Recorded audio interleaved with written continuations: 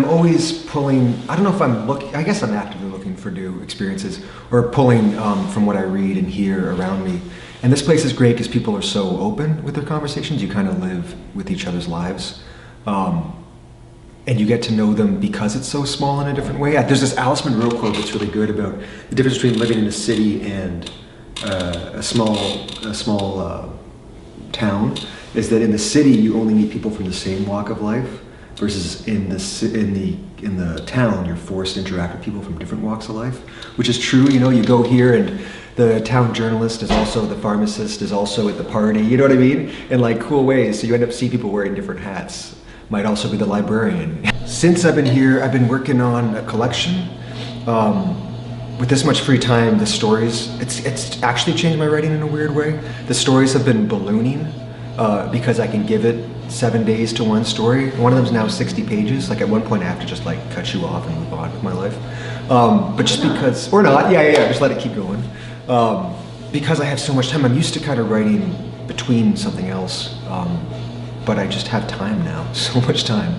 So it's changing. But yeah, I've been doing the collection and then hopefully finishing this kind of weird, unsellable novel.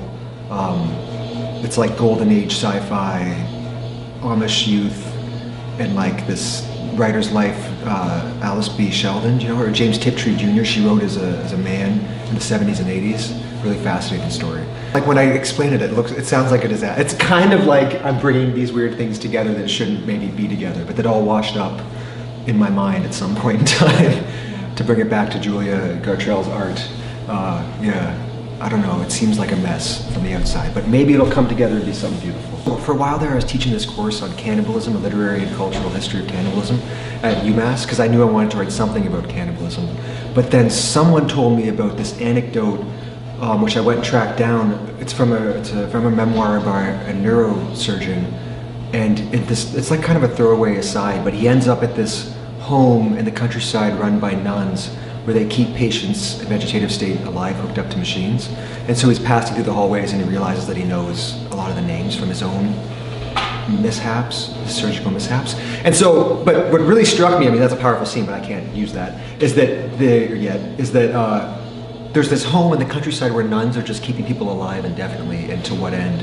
And so I was kind of trying to combine my interest in cannibalism with this throwaway about the nuns keeping people alive to come up with a story about an orderly who's eating patients in a vegetative state. I had to organize the course by different types of cannibalism, right? So you got your like more famous Jeffrey Dahmer psychosexual cannibalism, but then there's endo-cannibals who eat loved ones out of respect, exo-cannibals who eat enemies as a sign of aggression, right?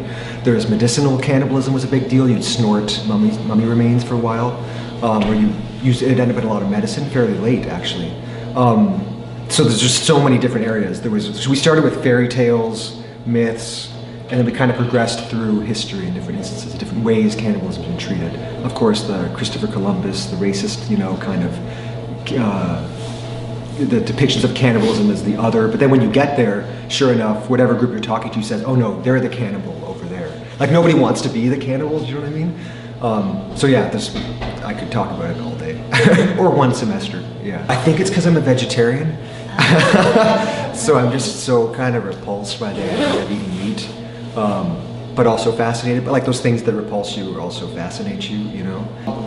He was a cruise ship pianist. He had a mint green jacket hung now from a hook on the back of the door, and a lover who drowned at sea. The lover came aboard between Miami and San Juan, went over the railing between Jamaica and the Caymans. The only witness to his death heard fluttering sheets and turned in time to see a quick shadow cross her porthole window. The pianist thanked the captain for delivering the news and put his own head in a bag from the gift shop, tied it around his neck with the belt of a luxury bathrobe, standard in every Sunset Symphony suite, and laid down on the made bed.